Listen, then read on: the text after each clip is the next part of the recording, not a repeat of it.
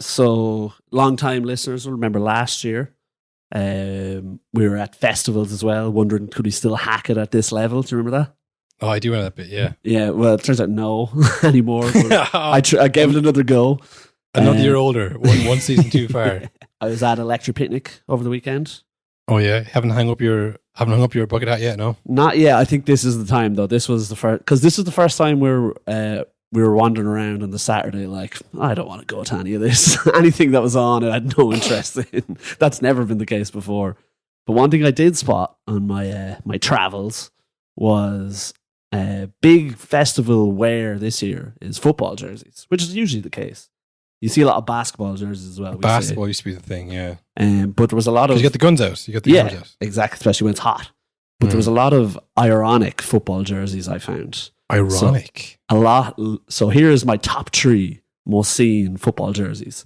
Number 1, most seen, and this is why I think it's ironic, Cristiano Ronaldo Al Nassr jersey. Oh, that is ironic. That is funny. So it's kind of funny jersey, but also probably a lot of those boys love Ronaldo. Or maybe he had a Pessi tattoo on his arm. Yeah, exactly. So I saw a lot of that. Then number 2, most seen jersey, which I think it's just because it's a nice kit, but it's funny that's the second sports washing thing. PSG jerseys everywhere. No, they're cool, man. They're nice. They're the Jordan ones, like the round neck. They're better. A lot of fashion guys wear a lot of American fashion guys wear the PSG jerseys because it's like, yeah, it's a cool jersey. It's like they have no idea what the United Arab Emirates is. Exactly, and some of them don't have the sponsor on it. Okay, yeah. Again, that's a style choice. I have to say, I'm not gonna call that ironic. I'm gonna call that style choice. But so 2 most seen jerseys were sports washing. Mm-hmm. The man who was saving football single-handedly and doing a lot for his club, apparently. Brighton jerseys with Evan Ferguson on the back. As far as the eye could see, I'd say I saw about 30 of them in 3 days. Really? Yeah, they were everywhere. Like, now, I wonder, was there like an Instagram ad for a fake Evan Ferguson jersey? Hey, that's a good shout because I mean, they're not cheap. You know what I mean? No, like, exactly. You'd have to really be a supportive club to dish out. Get the name on the back. For a jersey. and the name is what, another 20 quid depending where you go to? Yeah, so I wonder, was that like a big ad on fucking Instagram or Alibaba or one of those websites? But yeah, Evan Ferguson, as far as the eye could see, and what a day he had. Well, I tell you what, man, it's funny that you do say that because I saw a mad jersey because I didn't go to lecture picnic this year. I thought, you know what, I'm trying to save money. I won't do it. So instead, I went to brunch on Saturday and I didn't save any money because it was pretty much the same thing. But sitting outside, and I was queuing for ages to get in this fucking restaurant. You know, as you do when you're a millennial with disposable income, or when you pretend to be a millennial with disposable income. Yeah. Sit outside on the street, basically. No outdoor seating. It's kind of like covert outdoor seating. In the shade, of course, as well. So not even that warm. Anyways, it was really expensive. Not to complain. I was sitting there waiting for my, kimchi waffles to come out. Yeah. And I looked at this kid walking down the street with a Roma jersey on. I was like, that's a mad choice. On the back, Smalling. That is amazing. That's either a really gas kid. That's, I mean, for a kid, that level of irony is insane. Yeah. No, honestly, that is nonsense. Nonsense. All nonsense. They say many garbage things. You don't know what you're going to get. Melodrama upon melodrama. This is a total, utter, shameful, disgraceful piece of nonsense. Because he was miles off it yesterday. You'll learn a lot more if you listen rather than talk all the time. No problem. Hello, everybody, and welcome to a No Nonsense podcast with Cathal and Will. We're back this time. Just about. This one was all me. Oh, it was both of us because I tried to save it, and I tried to do a solo pod on my own, and Will said he couldn't do it. I said, you know what, I'll give it a go. And I just shout out to all the solo podcasters out there. You have my respect, and you have my confusion as to why you would do this because it's not fun. Defeats the whole purpose, it feels. Oh, like, I mean, having a conversation with your friend and then, editing it to make it somewhat commercial is one thing. Yeah. But just talking to yourself in your room and then editing just yourself. I was like, oh, I never even thought of the edit. I couldn't put it out. It was so bad, so boring. I did 2 takes of it. It took me like 3 hours to do the worst podcast we've ever done. The one where that time when I did the 2 voices, where I did you and me. Genuinely, I think I had gone a little bit insane because that felt like a good idea. And I edited it and uploaded it. I was like, this is good. This is a good thing. There was never a point when you went, hang on, what am we at? I thought it was a funny, good It's thing. still up. Well, it's up there now. It's a matter of public record now, But I mean, now I did this. I was like in a much stable point of myself. And like, this is awful. We can't use this. And I wouldn't do it to the people, Yeah. So, just nice to have a little bit of confirmation that, I went crazy during lockdown. I have proof. Yeah. I have You're not recorded like everyone proof. else. No, I really did. And I can prove it too. Listen to this. But yeah, look, we fucked up last week. You were getting a bit too exuberant at the wrestling event, Will. Literally, it's so funny because we're smack bang in the middle of Wembley for All In AEW show, and we were literally in the seats that if you ever watch wrestling or boxing, you're watching the crowd. Like we were those seats. It's crazy. You could see us for the whole thing, but I can literally watch myself shouting too loudly and losing my voice. I was like, "Oh, Will, you fool!" Well, I'm sure the rest of us appreciate the support, Will. Hey, I tell you, a quick side note here. So I saw my boy, who I love, CM Punk from years ago. Yeah. So I saw him, was shouting for him. He at the end of the match, he waved and said goodbye, and I was like, that was weird. Turns out he got in a big fight backstage immediately before the match. And then I found out at Electric Picnic, while at Fred again dancing, I checked my phone and I had a message. CM Punk was fired. Oh, you saw his last match. I saw his last match, and it's funny because he was like, there's been rumors of him being like trouble behind the scenes and everyone was booing him, except me, baby. So I'd say genuinely at some stage he might have seen me and been like, Will still got my back. That's nice. That's a nice little, it worked. So it was worth it in the end. Genuinely was worth it. So you had that last weekend, you had EP this weekend, and we couldn't. And in between also, just on my flight home, all flights in and out of the UK were cancelled or delayed. Yes, that is true as well. That's the thing. It was going to be a day late because you're at the wrestling event in the UK, and then you got the flight delayed. It's going to be another day, and then you lost your voice those 2 days. So it was like a third day. That's what I said. Right, I'm going to try to do a solo episode. I listened to it. It was so bad. I came back to it then on the Friday, I think it was, and I was like, you know what, it's done. Like I've missed the window to do it. The EP is starting this weekend. Just fucking leave it, Yeah, leave it out, pal. Leave it out. So, listen, if we that's get a real sign of growth from us. Well, I mean, look, I put up the thing on Instagram to say that we will be back Thursday. So that's really annoying. Waiting on Tuesday for it, didn't come. Then don't worry, it's coming Thursday, and then not another word. I'm sure they're like, these lads are amateurs. Yeah, I see nothing has changed. Nothing has changed, really. We also ended the last Patreon by going, we're back, baby, in a big way. Yeah, apologies for that, folks. Yeah. I feel bad to even use that very nice segue, Will, to promote the Patreon after that week. But patreon.com/Anonymous Podcast, $4.50 a month. So yeah, look, we apologize for missing a week there. But you know what? Thankfully, with the Premier League, it's week on week, each week more exciting than the last. Who remembers what happened last week? I mean, look, everything before Evan Ferguson's hat trick is irrelevant, really, isn't it? Yeah, exactly. Even the goals he scored. Yeah. I mean, he's up to 4 goals now. He's second only behind Haaland. That is so insane. I mean, if you had said at the start of the season, like Evan Ferguson is going to score 4 Premier League goals this season, you'd be like, you know what? That's not actually that bad. Yeah, if you just said just from Premier League goals, well, at least he's still scoring, Yeah, exactly. He's only 18. Yeah. I'm assuming that he's probably not in the team. They bought Pedro. I mean, difficult second season. It's always going to be tough, but he's young. I generally would have rationalized it immediately. Yeah. He's got 4 and 4. That is crazy. At 18. It's a joke. It's a joke that he's actually Irish. It doesn't feel real. Now, you were at your picnic, so you probably didn't see all the kind of surrounding stuff. Yeah. Did you see who the last time an 18-year-old scored in the Premier League? A hat-trick? Ooh. Did you see that stuff? No. Oh, shall you try and guess them, Will? Yeah. The last 18-year-old to score a hat-trick in the Prem. I'll give you a hint. It was 25 years ago. Oh, fuck. Michael Owen? Ding, ding, ding, ding, ding. Get Correct. Yes. Yeah, 25 years ago, Michael Owen scored 3 hat-tricks in Really? 1998. Did Rooney not do it? No, not at 18. Did Mason Greenwood not do it? No, Will, that's just the hype train you're thinking about. You know? That's crazy. Do you know who the other 18-year-olds were to score hat-tricks in the Premier League? So before Michael Owen. But around the same time, I'll give you that much. Oh, fuck. I actually haven't a clue who's knocking about then. No, go on, tell me. Fire them at me. I was looking up. Hurry up, Carl.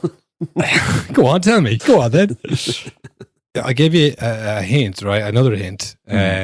James Milner played with one of them. Fucking hell. So could be anybody. Robbie Fowler, Will. Young Robbie Fowler. He started like a house on fire, but they just had a lot of good strikers back then. Yeah. Never really came with that England team. And obviously Liverpool Liverpool had good strikers, but not much else. Yeah. 2 big names. It's a good list to be on. Yeah. And they had pretty good careers afterwards. You know, a bit debatable if Michael Owen's career kind of got much better than that. Actually, both of them started off quite well and then maybe faded a little bit from what you thought their careers might be. Like, say, someone like Rooney, where he started off quite well. Never scored a hat-trick at a team, though. Maybe it's too much to score a hat-trick at a team. It was not a good idea. Maybe this goes to Evan Ferguson's head. Yeah, well, you know, that could be it. Can you name the third 18-year-old to score a hat-trick in the Premier League, Will? I've struggled to name the second, but the third. Well, you got the 2 easy ones. This is a hard one. Third teenager. I'm going to say right now, Will, you're not going to get it, so I'm going to tell you. Chris Bart Williams. I was just about to say. CBW. Chris Bart Williams. He made his debut for Leyton Orient at 16. And then he signed for Sheffield Wednesday in a deal worth £275,000. One day of a player's wages these days. He scored a hat-trick in the Premier League's inaugural season, 92-93, scoring a hat-trick against Southampton in April. So, you know, pretty good stuff. Pretty good. Although if it was a year earlier, wouldn't have counted. Yeah, in a year, it wouldn't even existed. Yeah. He would have been like that no-name idiot Jimmy Greaves. Yeah, or Dixie Dean. These ghosts. Losers. Chris Bart Williams just snuck in there. Everyone. His name is everywhere. Yeah, I mean, it'd be pretty funny if you were like a relation of Chris Bart Williams, seeing his name on Twitter now, and be like, wow, he did play in the Premier League. I thought he was lying. So yeah, that's the company that he's now keeping. Chris Bart Williams, Michael Owen, and Robbie Fowler. Did you see the highlights of the game at least? I did indeed, of course. As soon as I got home, I said, Evan Ferguson hat-trick, show me. Yeah, that first goal, what's the first goal he scored? The one from outside the box? The first one was the tap-in, kind of, after Nick Pope was having an absolute shocker.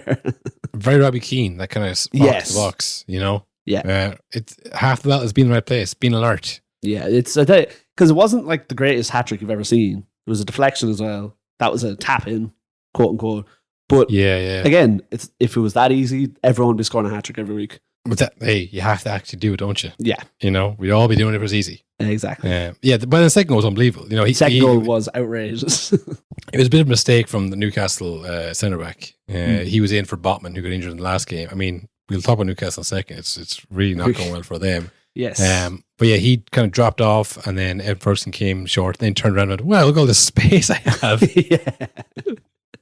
Well, I'll take my time. And just curled it in. There was a chance like that, or a goal scored like that by Maddison in the Tottenham game. Very similar. He got the space. I was like, well, don't give him that space there and score. We have an Irish player who you can say the same thing about. That's insane. You give Ferguson that kind of space, they're going to score. You know? He's always going to punish you. Yes. No one ever said that about Waters. Oh, that's another good game, Will. I mean, you've kind of got guessed one of them. Can you name the other Irish players to score a hat-trick in the Premier League? Robbie Keane, surely. Yeah. Duff? No. There's 3 of them. Quinn? No. What? You say named one of them. Jack Walters. When the fuck did he score a hat-trick? For Stoke back in the day. Oh, that's crazy. And then there was another one. There's another one. Now, I knew this one, but that's because I was deep into the 11-12 fantasy football season. 11-12. What's his name? Can you see him? He's on the is it screen. Doyle? No, not Doyle. What's his fucking name? Who's it? Leon Best. Oh, fuck. I was never getting Leon Best. You I are deep into fantasy. I remember that because I think it was Demba Ba scored a hat trick the week before, and then I bought him in, and then there was like they won like 3 or 4 nils, and I was like, oh yes, and then it was like Leon Best scored a hat trick. What the fuck? I'll never talk about this again. I was like, that'll surely never happen again. And like, I don't know how his career ended, but I just remember that week being like, what the fuck? And then I think it was compounded by the fact that I learned he was Irish. I was like, well, that's good, I suppose, but like I've never heard of him before. So yeah, look, Evan Ferguson's coming into form at the right time. Yeah, we play France on Thursday. Back to Paris, Will. You take it to them. This is redemption, you know. Final word on Ferguson. I mean, obviously a lot of people are getting ahead of themselves and like, this is going to be it for the next 15 years. I think you can't forget that he's 18. You know, you can't forget that he's very young. And yeah, I mean, we joke about it, but Michael Owen, Robbie Fowler, both their careers were extremely anticipated. It was like, this is going to be, especially because they're English as well. Yeah. They got the hype train. And Michael Owen was very good when he was young, and then he got injuries, and like the thing that he went on a free to Real Madrid in 2004 from Liverpool because his career had kind of plateaued so much. Like, yeah, just take him. You know, and like previous to that, I was like, this is the guy. You know, he was injured for the 2002 World Cup. I'm pretty sure insane. I think so. Yeah. You know, Rooney had come along with that point. Went, yeah, I know you're finished, Michael. There's someone else, and he was like, you know, in his early 20s. So yeah, it can happen. Touch wood, obviously touch wood, but like, you know, I don't think we should get carried away. He's at the perfect club for Brighton. I know everyone's talking about a 100 million move, probably because they outlined him as the 100 million guy. Was it 2 weeks ago? This is going to be the next 100 million. Who said that? Because that seems to be written in stone now. Melissa Reddy, who's like one of the main Liverpool journalists, it's weird to say reported. She tweeted that Brighton had outlined him as their next Moises Caicedo, as in a 100 million plus player. Yeah, and obviously it affects then Bohemians as well, which affects the League of Ireland. So everyone's very interested in this kind of, how is this going to start this chain reaction? But, you know, we do need to probably settle down a little bit. And I'd love to see my Brighton for like another couple of years, to be honest. Brighton is the place to be, like, not just for him. Brighton are flying it at the moment. Like, everything is going so well. They can't put a foot wrong. Why would you leave? Why would you go to all of the other top clubs who can't fucking put 2 good decisions together, it seems like? Yeah. Like, even Newcastle, who I completely jinxed, it looks like. Them and Chelsea, we've fucked them. Well, we were saying Chelsea were bad, and then they came back and they won, and Sterling had a great game, and now they're bad again. So I think we nailed that one, kind of. Newcastle, we absolutely fucked. Newcastle, I genuinely thought they were going to be the only ones to put up the City, because I thought Arsenal aren't playing well, United aren't playing well, Tottenham are, but, you know, they don't have the squad to compete. We thought Newcastle could do it, you know, they've got all the momentum, all the belief, but these last 3 weeks have been brutal for them. Not good, especially. It's worse as well because it does feel like people were waiting on the downfall. Like last year, people were like pretty happy with Newcastle doing well, it seemed like. But now, I don't know what it is. It's just not like the fucking. I mean, like the average football fan is like, Newcastle are good to watch. Like they're flying it at the moment. They're kicking people and stuff. Yeah. But this year, like as soon as they lost, are starting to lose, you know, the people, Brighton fans singing about Eddie Howe getting beheaded in the morning while they're wearing a green jersey and all this. It does feel like people are like, it's not as easy as you thought, lads, is it? It had been exceedingly easy. Yeah, you know? Exactly. Like you look at how long it took Man City to get that level, how long it took PSG to, maybe not in France, but certainly in the Champions League. Whereas Newcastle just seemed to be, they'd figured it out, you know? Yeah, and it was that whole thing of like, all of the other teams are getting players poached or unsettled by Saudi Arabian clubs. No one's going near Newcastle. I can't believe no one's coming for Anthony Gordon yet. You know? Yeah, but like that's the kind of player who would have been gone from somewhere else. You know what I mean? Exactly, So, it did seem a bit kind of unfair. And it was I think after this summer transfer window, and like say the likes of Salah, or if you're a Wolves fan, seeing Ruben Neves go, you go, well, this is bollocks. That's them. That's not a Saudi joke. Arabia. That's Newcastle. They've weakened everyone else in the league. They're just like cancelling out our players here and then buying their own. You know, this isn't good. But yeah, the Man City one, it was a tough one. It was like they're very defensive, didn't offer much, but it's Man City. Yeah. Sometimes like not getting hammered is a good result in the context of the whole season. The Liverpool one was just a joke. Like they blew that one. Yeah. Liverpool just somehow managed to fucking get Darren Nunez with a brace to win it. Like, I mean, come on, no one's doing that for the game. Darren Nunez scored the chance that he always misses. That thing where he sprints in and kicks it towards the corner flag. It was a hard chance. Like it was not an easy chance. And like Botman getting injured in the process of it as well. Just like double blow. Then this week's like, oh, Brighton are going well. They're a tricky team. And just like, injuries now. Last 3 games on the trot, they're in the mud, Will. This is where we find out what kind of ruthless owners are they? Are they the like sack a manager every week owners, or they're the like see it out? Yeah. Because you got to make a choice. I'm sure they're glad that the international break is here because they have a few injuries that they want to probably take care of, take a week off, regroup, refocus. But it was a tough run of games for them, and they got minimum points from us, which not good.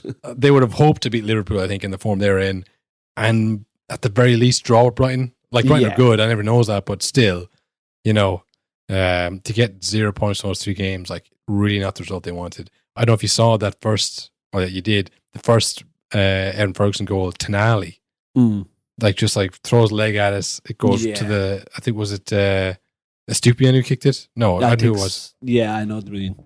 But he just went, he probably won't score. And then he goes, he didn't. And then Ferguson scored the rebound. It's like, well, probably probably my bad, that one, but Poopy, catch it, come on, get your body behind that. So there's signs of that, they're like, okay, they're not even feeling it anymore. They're 4 games in, they're kind of losing the idea here. So, and Champions League still to come, and they're in the group of death. Yes, another story we didn't cover, group of death, Champions League. So, it's going to be a tough season, for a long, tough season. The expectation is now there. Yeah. But, we'll see how they manage. Do you think the new Premier League rules have affected them? A little bit. Not really, though. I mean, they haven't seen them getting booked loads for time waste or anything like that. But it could be on their mind that, like, oh, fuck, we can't just give it to Popey for 10 seconds here. They did a fair amount of kicking against City and Liverpool. They got away with a lot against Liverpool. Now, they might feel hard done by the Trent Alexander-Arnold not getting sent off, but Van Dijk got sent off. Yeah. I don't think they can blame the rules. It's kind of fallen in their favour for the most part. I think it's just, I don't know, finishing has let them down. Like, Almiron and Gordon have been good, but some of the finishing from them has been very poor. And like, the reason that you're competing for the title or getting that top 4 is because you do get like 9% of those chances. If you're kicking those chances wide, I mean, Gordon had one against Liverpool there where he was in and it was so wide, I thought he'd taken a deflection, but on the replays, he just kicked it. Scuffed it, like a metre wide. And like, that has to be going in. Like, and if you're looking at, we're going to take, Man United, Arsenal, Liverpool's place, like if that's Salah, Saka, or Rashford, that's going in. Or at least on target. Yeah, it's causing some hassle. You're getting a crazy save from Alisson, or that's going in. Now he did make a crazy save from Almiron, but I think it's just those margins that maybe better players would put in, or more experienced players would know how to put them in. But we saw Saka miss a very easy chance against Man United in the same vein. So maybe it's margins, maybe it's just a tough run of games and a bit of fatigue as well. I'm not writing them off the season. I still think they'll probably finish top 4, but I think their title charge, mainly because City are so good, it's like, I don't think that's going to probably happen. No, it does seem like we're lined up for another Man City walk to the title. Yeah, I mean, we talk about Arsenal, Man United? Yeah, we'll get there. Because, I mean, that was a good game in the end, but like, if you take away all the drama and all the controversy, it was just 2 teams who weren't as good as City. Yeah, exactly. In the context of the title race, like like those teams are not going to beat City over the next 34 games. No chance.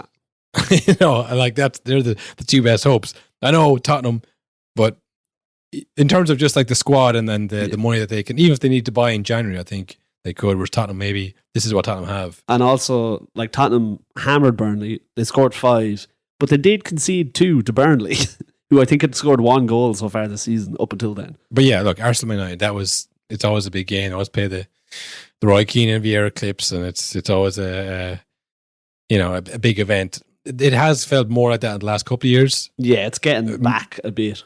More important. All it took was a couple of billion. That's all. Yeah. They're finally getting back to their roots. Yeah. The beautiful game is back, baby. I mean, I know there's been a lot of talk of how much Man United spent, but their team at the moment, even with the injuries, it's like, how have they gotten here? This is what happens every year, it feels like with United. They go through the transfer window and you go, hey, that was actually pretty good. And then the first day of the season you go, oh, wait, what? Who's playing at the back? Yeah. Like, ideally, your team should have, like, your start 11 should be, good, and they should be able to play how you want them to play, and you trust them to maybe change it up or whatever. There should be no weak points in the start. No, you should, 11. I just start 11, like, if everybody, like, I know what I want them to do. Yeah. And the bench should be a mix of, like, kind of able backups who really aren't that far off the players starting. And, if form drops, he might be in. Plus, older players, the experience, you can't last a full game. And younger players who can maybe add a bit of pace in the last 10 minutes. And then, when you have an injury crisis, you might ask a bit more of the young players than the older players. Yeah. And the able-bodied, replacements. But as long as you have your Rashfords and your Bruno Hernandez, that should, the glue guys, they should keep it all together, and you should still be able to get through tough fixtures. But, like, there's obviously been injuries to this Man United team. They have a bit of an injury crisis at the moment, but it does feel like... But to see Maguire and Evans come on, like, these are the experienced guys that you're coming on. Like, I mean, this is... And apparently, before the game, it might have been after the game, Ten Hag said that Lindelof was actually sick going into the game. Yeah. But he still started before Maguire.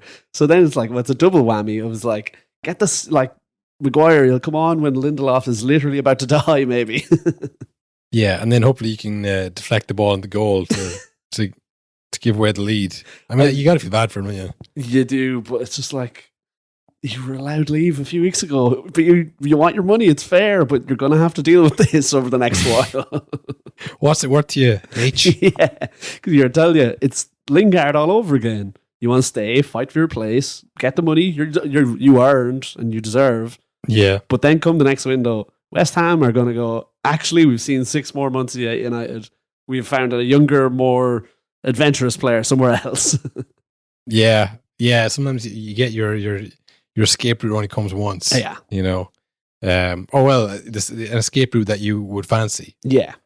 Like, again, I stand with Harry Maguire when I say, if you're owed 15 million or you should stay and get the money. We had the exact same opinion for De Jong, that he should have stayed and got the money, even though Barca was a terrible club and he shouldn't stay. But if you're owed the money, I mean, it does come with, this is what you have to stay for. This is... Yeah, and you're going to be getting hit with a lot more, especially in moments like this where now you're not even starting the game. Now you're seeing the game out. It's even more high pressure. Yeah, I mean, no, it's terrible. Terrible. I mean, Rice had so much time on the ball from that corner. It was crazy. Yeah, let's start at the end and periodically return to the beginning, giving different characters perspectives throughout. That Rice goal, I thought, I thought it was like, how does he have so much time, I thought, first of all, that there's been a free or there's a whistle gone, and everyone stopped, and he's like, I'm going to kick it anyways. Yeah. That kind of thing. Mm. And then you could see then Johnny Evans desperately waving his hand. Yeah, it's like, ooh, okay, so he's obviously been held there. But then when you look back at it, and I did look back at it, he actually reacts before Gabriel. Yeah. He turns around and he sees, that's a lot of ground to cover, and I need to go right now. Yeah. But he looks at, and Gabriel is like, has his hands down by his side, just staring at at Rice. He's like, I wonder what he's going to do. Johnny Evans, the experienced defender he is, give him his credit. He's like, I'm not going to make this. Yeah. Not with this guy in between me and the ball. I'm not going to get around him and get a block in. So he puts his arm back around Gabriel and goes, "Oh, he's grabbed me," and starts shaking Hold me him. back. Hold me back. And Gabriel's like, "Whoa, what the hell?" He just jumps on the ground to like, "Ref, it wasn't me. Look, I'm on the ground." Yeah. But like Evans knew he couldn't get that ball, and then he put his arm around Gabriel and said, "I'm being held." Like there was no way. Yeah. There was being impeded. That's my opinion, anyways. What I think the ref saw, or I didn't see it, but when it goes to VAR, when VAR have to have a look and they see him appealing, it's like, he was appealing before he even kicked the ball. Yeah. You know, like, I mean, if you try your best to get there and then afterwards you appeal, then VAR might give you a break. But when you're, ref, he's grabbed me before he even has it on Ref, the he's ground. about to shoot. Look at me.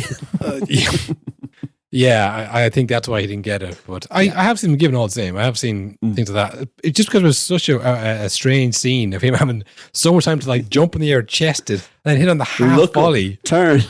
Did it bounce twice? I feel like it bounced twice. It was there so long. And then he also, never good. It never looks good when it goes in near post. And I think that there's been many goalkeepers over the years who've said, like, that's not a thing. It's equally as hard to save no matter where the ball goes. It's a goal. But it does look bad every time. It looks bad when he gets a hand to it too. Yeah. A weak-wristed hand, you know. And it's when it's low and hard. You go, oh, De Gea would have kicked that away. He would have been, that would have been shinned into the sky. He did make a De Gea like save for that Saka chance I was talking about earlier, where it was a great like ping-ponging around and then came to Saka. Very damn De Gea get the knee down and save it. Now it's easy to say, put it either side of him, Saka, you know, but it just I would have simply so curled it around the goal. But that was a good save by Onana for sure. Like it would look bad if it went underneath his legs, but it didn't. Did you see the graph of United's most progressive passers and all that from the match? So it's like, you know, those like, I'm gonna be honest with you, I didn't see those like that heat map.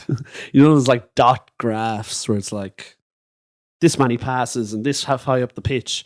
Yeah. It's like all United players are way back on the left of the graph. In the middle is all Arsenal. And way over to the right is Onana, who is far and away United's most effective attacking player. Oh, God. Never good. Yeah, they lacked a bit of front Arsenal. They had a lot of control of the game and just, United were kind of lucky to still be in the game, to be honest. Yeah, it wasn't like they would have been blessed to gotten a result from that game, I think. But they nearly did. Like, I mean, that Garnacho one, it couldn't get much closer to that being outside. It would have been a classic United performance. Young white winger gets the winner in Arsenal, even though Arsenal dominated the play. They're trying to walk it in. Those bloody idiots. Those bloody Gunners. To paper over the cracks as well. Classic United goal. Yeah, we are back. United are back. Just, it would have been perfect. Absolutely perfect. But yeah, thankfully VAR, who I've never said a bad word about, came to save the day. And initially, Gary was like, "Don't lean your head forward, lean your head back. You don't know how VAR works." And then they came down to shoulders in the end. It was the most annoying one. It's like, I'm always shouldering the ball in when I'm on the break. You know, I dive into my shoulder to get the ball in. It should be the feet. I'm telling you, it should be the feet. Yeah.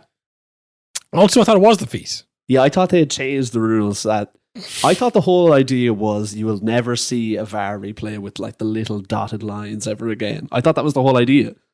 Yeah, I'm getting flashbacks of having this conversation. Wenger brought it in, didn't it? Was that for this year? Or probably for like 2028. Probably something like that, yeah. Well, it wasn't time for Garnacho, who convenient Arsenal. Yeah, I was just thinking, I wonder how many late winners over the Ferguson era would have been disallowed for bullshit offsides. I did see, I think someone had a compilation of great goals that would have been disallowed in the past. And one of them was, do you remember the Van Persie volley, the like crazy long ball for Rooney? He was like an inch offside. It wouldn't have counted. Imagine that, you'd be raging. Also, the Mkhitaryan scorpion kick as well would have been offside. Really? Yeah. They're taking it all away from us, Carl. That sounds like a utopian kind of a timeline I want to be in. Yeah. No Van Persie moment for Man United, and then Mkhitaryan doesn't redo the Giroud goal, which in the same week, I think. God, take me back. Take me to that reality. VAR's good. No problems with this. Pig Mall, great game by them again. Yeah. No, listen, do we talk about the fucking refereeing stuff? That was obviously bullshit as well, like the Haaland definite penalty that they didn't even show a replay of. It's ridiculous. the whole Havertz thing. one that was awarded, and then they said, actually, nah, he doesn't want it bad enough. Which that was definitely a penalty. I have never seen a sandwiching with two defenders not be a free kick. So why isn't it a penalty? Well, look, I will say that Havertz did take like another half step before he went down. He 100% did not knock him over. Yeah. Now, yeah. if you're going on precedent of Exactly. every time you see two defenders come in and not get the ball and someone kick it and go to the middle, then yeah, it probably was. But is it a good thing? Yes. But is the inconsistency a really bad thing and really annoying thing and really tough for players to gauge? Yeah. So, yeah, I personally, in a vacuum, I'm glad that Havertz didn't get that goal because he wasn't going anywhere, and he wasn't actually knocked down, and he was having a bad game. He's not confident. A confident player said, "I'm through here. I'm going to kick this in the goal." He was like, "I'll just go down. Let's not kick it." I'm like, "Fucking hell!" Like that's not what the game's about. But yeah, next week we'll see. You can almost guarantee next week you'll see a very similar situation Exactly. happen in a Wolves game, and it'll be penalty. It'll go to VAR and go, of course that's a penalty. Yeah. Why wouldn't it be? And it's one of those things. It's like when Arsenal win, it's like it's all's well that ends well, But it's the week when you don't get that decision. Like say the Holland one, he came on and he was really giving Gabriel problems. Yeah, he looked really good, I thought. Another week they look at the whole thing. They go, he's given him problems. Now he's been dragged down. It's obvious what happened here. Yeah. And they go penalty, but not this week. Nah. No, not this week. It's not great for Man United this start of the season, Will. No, and it is funny because the results make it seem like it's not actually that bad. But it's just like every game has been shrouded in some kind of controversy on the pitch or off it. Like the Wolves game, Onana killed a man for the penalty, for it should have been a penalty. And Wolves kicked so many wides and so many chances. Like they really should have got at least one goal in that game. Yeah. The last game was 3-2 and it was late winners. So like if you take those two games where that could have gone to draws or losses, and then this one is a loss, it's like now as a whole picture, it's not the first four games have been pretty bad actually. No, and especially when it's after a transfer window where you've bought loads of players. So it's like, okay, so what was like this was your plan and we're worse now. So what happens now? Yeah, and then just to throw into the mix, you have Jadon Sancho going off the reservation here with his unpassed social media posts, probably, which is not something that you thought you'd ever be a problem, but it is. Surely genuinely one of the most unwise moves I've ever seen from a professional footballer on social media. So Sancho was left out of the squad for the Arsenal game. I think Dan Gore was on the bench instead of him. Sancho and McTominay weren't here, they both injured as well. No, Scott is ill, and Jadon was on his performance on the training. We didn't select him. So that he was that a form of discipline, would you say? No, you have to reach a level every day on Manchester United, and we can make choices in the front line. And so for this game he wasn't selected. And within an hour, Jadon took to Twitter, or X, and he said in his Notes app statement, "Please don't believe everything you read. I will not allow people saying things that is completely untrue. I have conducted myself in training very well this week. I believe there are other reasons for this matter that I won't go into. I've been a scapegoat for a long time, which isn't fair. All I want to do is play football with a smile on my face and contribute to my team. I respect all decisions that are made by the coaching staff. I play with fantastic players and grateful to do so, which I know every week is a challenge. I will continue to fight for this badge no matter what." So I don't know what the other reasons are, but now you have to say them, Jadon, because we all think it's because you're not playing well, but you're saying no, it's a different thing. It's deeper. It's high level stuff. It goes right at the top. I don't want to get into it. Also, I respect every decision the coach makes, except for this one. I'm really annoyed about this one. It feels like he had a second thought there in the second paragraph. Well, I should probably bring this back. Maybe it's maybe a little bit too much. You know what it is? I'm sure you've heard this advice as well. Now you're a corporate guy like myself. Will you want to send a strongly worded email? Give it 24 hours. Yes. Leave in drafts. Come back to it. Read it again. In a less angry mood, and you go, okay, that was a bit mad. You know what? I'll take that bit out.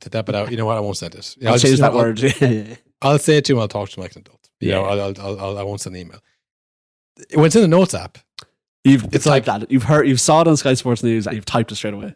You've typed it, you read it back once, and okay, well, I'll just cover myself. I'll cover myself. Put in, I respect everybody. Everyone's great. Fantastic players. I'm very lucky. Yeah, that's good. Screenshot and send. Yeah. No, you know what? Get a fucking. You should, when you're doing that, any footballers listening, just download Apache Open Office. Write it out. Take all the steps. If you're still angry after you download Apache Open Office, okay, open up the Word doc, type it out, format it a little bit, you know, save it in drafts, give it 24 hours, come back next day. Like if you released it today, it would have the same effect, you know. But if you want to release it today, I don't think you would have released it today. The fact it was released within an hour as well, it makes it look like you're reacting badly to this. You've seen what he said and it annoyed you so much you immediately took to the internet. It's not a measured statement at all. No, not in the slightest. Yeah, there was literally, you couldn't possibly have measured this statement because there wasn't enough time. No, not possibly enough time to think about all your options here. Yeah. And look, think about the repercussions of what you're about to do. It's not like he was flying it under Ollie when he came in. Now, there was the Ronaldo thing, which is whatever. Under Ragnick, it was all a mess. But, you know, you weren't one of the one shining lights either. Yeah. He has had good moments. He has scored goals. He has been decent in games, but he's lacked that consistency for sure. Now, I'm sure there is things going on that we don't know about. Yes. You know, he was also given the 3-month sabbatical pretty much in the middle of last season by Ten Hag. Like, look, get your head together, whatever's going on, sort yourself out, come back. And he scored on the game back and it felt like, oh, okay, here we go. Here's Jadon Sancho that we signed. And then it's just never really happened again. It's kind of, I think Garnacho as well coming into the team, like, oh, he's always a lot more direct. He's, you know, he gets at players you don't really, and it's kind of what we're looking for. He lacks a bit of pace, maybe, Sancho, does he? I don't know what it is.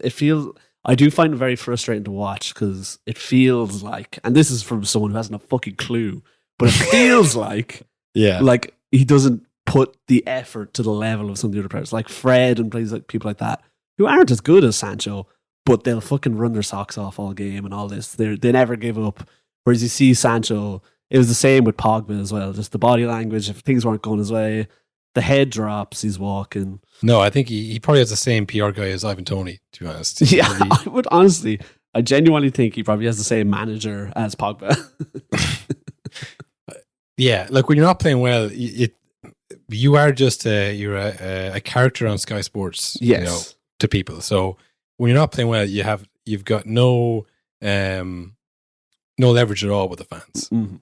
If they're seeing you playing and then getting taken off, like, why you keep taking them off? Exactly, you know, that's when you say there's other reasons, and we go, maybe there is, you know. But when they're seeing you take 2 months off for a sabbatical, which is fine, and it's great that you can do that.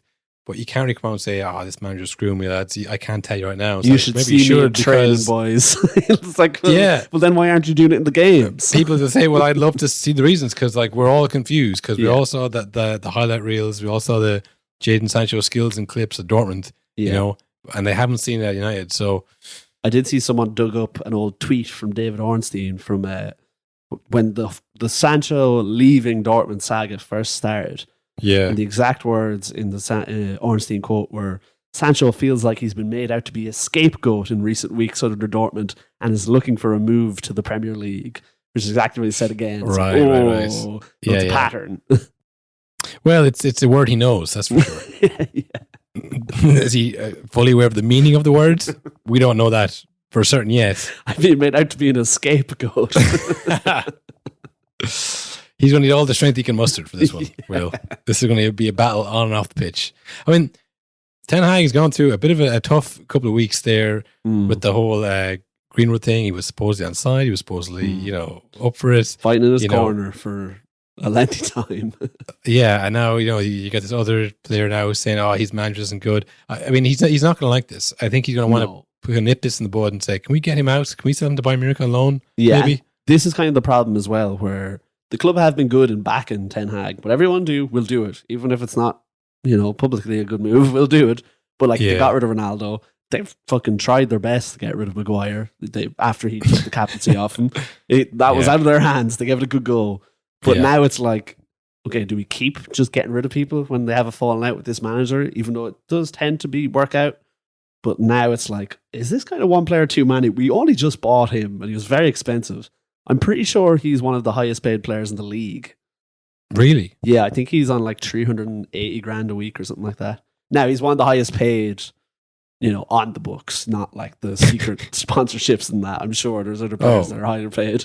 Well, we'll never know for sure. Yeah. And we couldn't possibly comment either. Yeah. But I mean, it's the whole Greenwood thing was about, they were worried about return on investment. That's what the holdup was. It was like, yeah, but he might be good, We might be able to sell him on. Just half good season, might be able to sell him on for a lot of money. Yeah. So if it's not like it won't come down to that at some stage as well. It's like, okay, well, are we just going to get rid of him at the next window here? Or, have we spent a lot of money and paid him that money and not seen much for it? Yeah.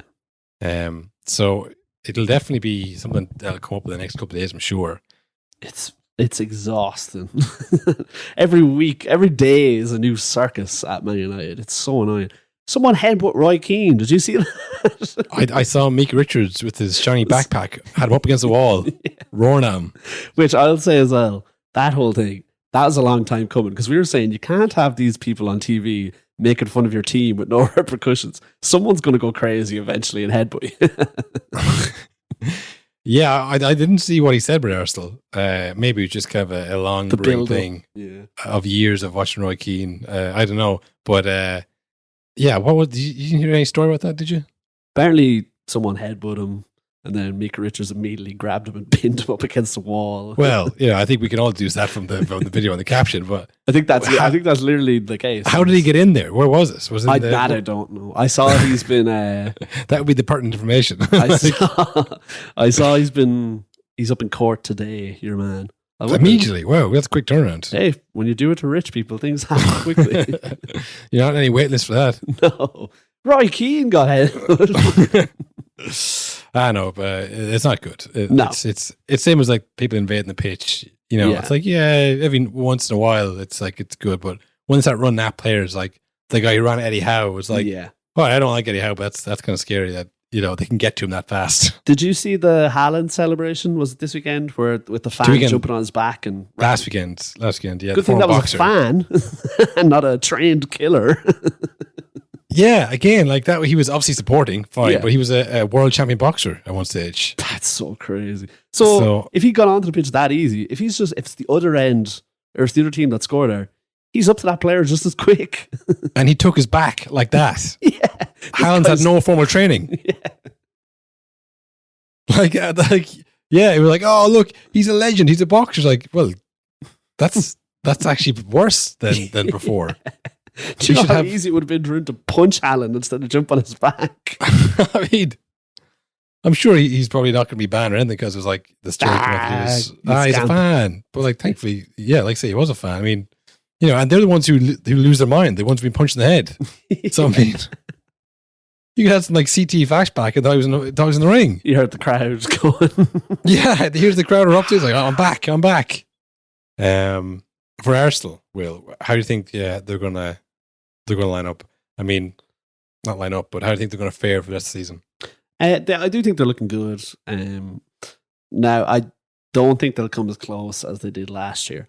But having said that, I do think the whole top four being in the Champions League, I don't think there'll be any major issues with that happening again this year. I think they'll get top four comfortably, which again, we said last year, the thought of them even being in top four is crazy.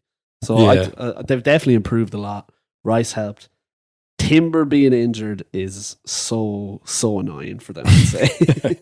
Because they really had a lot of things. Like, they made big moves, and then their big move was taken away. And it's like, so we just got Rice. Drez ACL, yeah. Yeah. So it's tough to tell how they come, but I do think they're looking good. I mean, they're enjoyable to watch still as well. Yeah, they play good stuff. They score goals. They defend okay at times, which I think is probably what's going to let them down. I mean, the whole Gabriel thing has been weird so far this year, where they weren't starting him, and the Saudi Arabia was talk for us. Maybe the money men were like, hey, you know what? We spent a lot of money. Yeah. Maybe if we were to get one guy out, just to balance it up a little bit, that's all. Nothing crazy. Just one 50 million pound signing. He wasn't starting the first couple of games, and then he played this game and looked a bit ropey, especially when someone big came on. Yeah. he kind of blocked Evans for that goal or whatever. It was probably his best contribution of the game. Yeah. He had a few of those kind of crazy moments last year. I remember one against Southampton when they drew 3-3. He was sliding in all over the place. Yeah. So maybe it's a thing of like if they had found someone else to come in, maybe he would have been out. Which again, crazy to think that someone who played so well from last year was so integral to them would now be like, thanks for all your service, but you go join Harry Maguire there, where the fuck he's going. But yeah, I think it's it's the City thing, isn't it? Are you as good as City? Like No. the flow chart, it's like no, then what's the point? Why bother? If yes, then it's like what's the catch?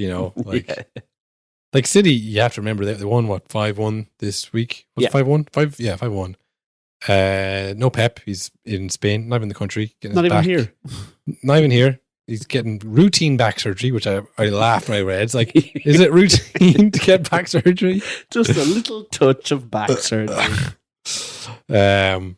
Routine inspection on the back with a bit of surgery and thrown in just for good measure. I'm rich, so I can afford it. Run of the mill spine surgery. Spine fusion. Run just your everyday kind of spine fusion stuff. He's getting that thing that Doc Ock got, Now that'd be good if he's on the sidelines with all of his hands gesturing. Yeah, it's for more gesturing. It's not made of metal. It's more hands. He's drinking 8 bottles of water at the same time. When the goal to go in, just like bottles of water taken from everywhere. And then when they go to check if the insanity chip has broken, like in Doc Ock, they go. This is after he's gone crazy on the pitch and he's grabbed like 3 players at once and he's telling them all what to do. Like the insanity chip, it must have broken. And then they check and there was no insanity chip. There never was one. There never was one. Never was one. It's just how he is. It wasn't even turned on. Yeah, so that's what he's doing, and they still won. Will even without Doc Ock, they still won. And I do like the idea of us just calling him Doc Ock for the rest of the season with no frame of reference for anyone who listens later. And then forgetting why we call him Doc Ock. It's like, why did we call him Doc Ock? Did he win something 8 times? Something about, I don't know. It's hands? No, that's dumb. Yeah, no, he's getting routine back surgery to get 8 arms put on his back. I think Doc Ock only had 4 arms, by the way, didn't he? Probably 6 and then 2 regular, I would assume. I'm trying to think back to the movie. Maybe it was 6 arms. I don't know. Because he would have been 10. What the hell is 10 arms? A squid? Dr. Squid. Professor Squid. City were without him. Yeah, so this is the whole thing, right? City won 5-1. Haaland has now made this kind of partnership with Alvarez. Yeah. Foden has given a bit more freedom to create more, which he's obviously very good at. Yeah, no De Bruyne, don't need him. No De Bruyne. They've sold Laporte, don't need him either. They've got Nathan Ake to score goals and a Kanji to put the keeper off. Anybody didn't see Haaland was interviewed after the game. This is what we were saying, I think, last year, is that you can't not enjoy Haaland because he is a superstar in his own right in that he's very different from everyone else. There's no media training at all with him. Yeah. I mean, we'll play the clip. To be back. What was your feeling at half time? It was a really tight game. Did you feel there was goals in it for you? Yeah, I saw the chances. It was close a couple of times in the first half, so it was about to keep going, and that's what we did. And in the end, we win 5-1, and it's well deserved. Did it feel like a 5-1 game? The first half was really tight. I know that the coaching staff, the Fulham coaching staff, were really frustrated at the 2-1 goal. They felt it was offside. Yeah, I think it was offside as well. So I feel bad for them. I would be fuming after this as well. So it's how it is. It must be a horrible feeling for them. It's so candid, He speaks like us.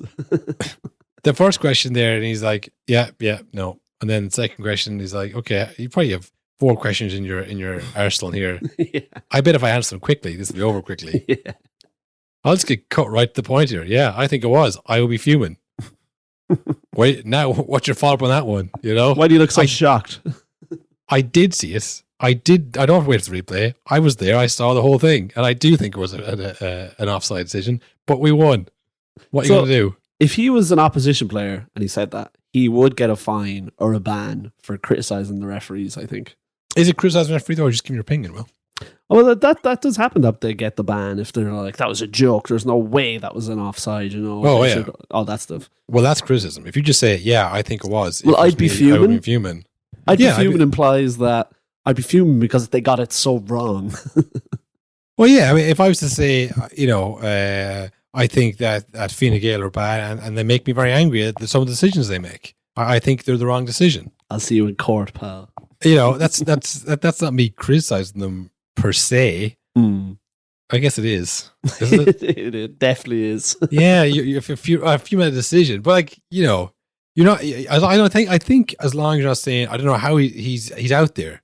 You know, he's never played the game. I don't know what he's looking at. If you say no, I think it was, I'd be fuming. I think the fuming is very kind of. Is it okay to say they're inept? Like, I'd be fuming because they got it so wrong. But whereas if you say like it's a corrupt, then you're like, oh, you can't say that now. You're definitely yeah. Bro, I think you could say like the referee is a fucking idiot and he doesn't know what he's doing. They go, legally we can't prove that. Yeah, if you can say a mistake was made, and I'd be very annoyed if that was me. Yeah, you're not criticizing the referee's ability. You know, you're not bringing into question his ability to be a referee. You're just saying a mistake was made. I know there's been a PGMOL apology to Fulham yet, but you know they have made them before. They're not infallible. Yeah, despite what Mike Dean thinks. Yeah. You know, they do make mistakes. So all he said was that, yeah, I think a mistake was made, and I'd be fuming if it was me. Yeah. You know? So I don't think you can file under fine. If that's fine, Will. Fine, I'll say. That's outrageous. I don't think you can fine someone for saying that. But yeah, it's very entertaining to watch Haaland just absolutely eviscerate the league and just not care what he says. You know, it reminds you of the Ronaldo stuff. You know, when he was getting you know, jettisoned out United and all these people came out and said, I hated Real Madrid as well. He was a nightmare there, you know? But like, if you're scoring a goal a game for 600 games and you go, he's not really a team player though, is he? He's like, no. But I mean, are you going to say it to him? No, I can't. You know, like Haaland's in that same vein where it's like, he can do and say what he wants now and no one's going to say a word to him.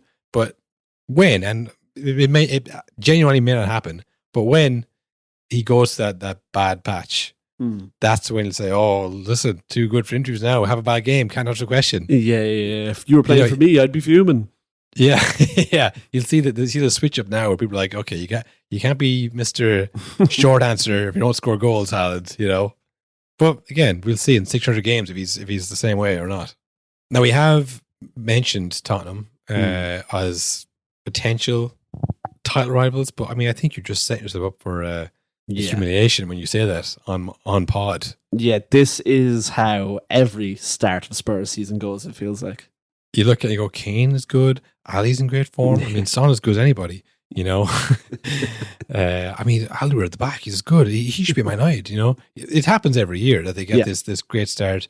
You know, they'll have a great win against City and you go, you know what, on their day, they're as good as anybody. Their day doesn't come often enough for Tottenham. Now, that said, they've started the season quite well. Son's got a hat-trick there. The same week. A lot of big hat-trick facts weekend. This was. Can you name the last 3 players to score a hat-trick in the same week? Oh, I've got no idea. It was in the 90s again. 3 players to score a hat-trick in the same week. Shearer. Yeah. Owen. No, not Owen. Shearer. Cole. No. But we did mention him earlier on the pod. Fowler. Shearer, Fowler. And then this one is a Premier League years legend. Oh. I'll be impressed if you get this, Will. I'm not going to get this. I'm going to tell you right now. He scored absolute corkers, like battered the ball home. I've got no idea. Is it JJ Okocha? Oh, in the same vein, Will, that kind of player played for Leeds in the 90s. Tony Yeboah. Oh, you should have got that one, man. You had all the hints, and all the tools you needed there. Yeah, Fowler, Tony Yeboah, and Alan Shearer scored all hat-tricks in the same game week. And this year it was Shearer. Oh, no, not Shearer. This year it was Haaland. You're thinking of Ferguson. Sorry. It's pronounced Evan Ferguson. Haaland and Heung-min Son. Now that's another good list to be part of. Yeah, that's another very good list to be part of. No more so than John Waters and Leon Best. Yeah. All the stars are here. But yeah, look, Son scores a hat-trick at the expense of Richarlison, who was benched. He actually got his first goal of the season for Spurs in the League Cup game that they would lose on penalties. That they crashed out of after playing like 9 so-called B team players, one of which included Richarlison, was not good. Yeah, they brought them all on. They brought on Maddison, they brought on Basuma, all that, but they went out on penalties, which is just it's a crapshoot, isn't it? Penalties. Yeah, never good though when because it's the thing, it's Spurs thing. You got one Carabao Cup would fix everything. Well, they won't win this year. You know what? I think it'd be nice to win a trophy a couple of years after Kane leaves, rather than as soon as he leaves. Because then it's like, oh, he was the problem. Yeah, our greatest ever player. So yeah, I mean, he doesn't start, and an update on the trifecta, the trifecta of what do we call it? It's not a podcast. Bully Watch. Bully Watch. The meanest competition in the Premier League, the meanest sub competition in the worst rivalry in the Premier League, the meanest rivalry. So yeah, Richarlison was dropped, and Sonny scored a hat trick. Yep. Good for Spurs, not good for him, and especially not good for his mini rivalry with Antonio and Wilson. Yes. The current score is 2 goals Wilson, 2 goals Antonio. Oof. 0 goals for Richarlison in the Premier League. We'll say in the Premier League, just to make it simple, because then you're like, Carabao Cup goals don't count, whatever. If I had to rate their season, I think Antonio's having the best season because he's starting, he's playing. West Ham are flying it. Wilson's come off the bench twice and scored. Yeah. One the game was over. The game was over in both, really. One was when they're winning, one was when they're losing. So he's kind of struggling to get in ahead of Isaac, who's younger and kind of taller and faster. And cost more money. I know the goal he scored in the Brighton game. When I was watching the highlights of it, I can't remember what commentator it was, but I've never heard a more downcast commentator for a goal. Like, he scored and he went, yes, but what does it mean, really? It means he scored 2 more than Richarlison, which they've put themselves in the corner here. They have to score more than this year. Yeah. Yeah, it's hard to know who to root for because Richarlison just is desperately unlikable. But I mean, yeah, you hate to see somebody getting bullied like this. 2-on-1 as well, not fair. Yeah. So yeah, keep tuned to that and let us know. Sound off in the comments who you're rooting for. Give us a name for this segment. Give us a name for that segment too. We got some music and everything. Seriously, if you want to leave a name, if you comment on the Spotify, it doesn't actually come up unless we post this. So if anybody could think of a name for that segment, if you just come up with like a name for the competition between Richarlison, Antonio, and Wilson, of who scores more goals, then we'll use it. And if you want, you can let us know if you want credit. Yeah. But if not, just don't tell us. We won't post anywhere. We'll come up with some kind of prize for you. Yeah, actually, whoever gets the thing will get a prize. To be determined. Yeah, it depends how good the name is, Depends if the segment gets sponsored by somebody. Yeah, that'd be good. The Ladbrokes. The Ladbrokes Golden Bully Award, yeah. Golden Bully, you've got it. Cut the segment. No. Well, okay, that's a jumping off point, right? Yeah. Put Golden Bully on a page and then do like a mind map around that and come up with different names from that, folks. And then let us know and we'll it doesn't have to be golden, just there's no bad ideas here. Yeah. Honestly, that is nonsense. Nonsense. All nonsense. They say many, many garbage things. You don't know what you're gonna get. Melodrama upon melodrama! This is a total, utter, shameful, disgraceful piece of nonsense! You see what balls off yesterday? You'll learn a lot more if you listen rather than talk all the Plenty of time. time, no problem.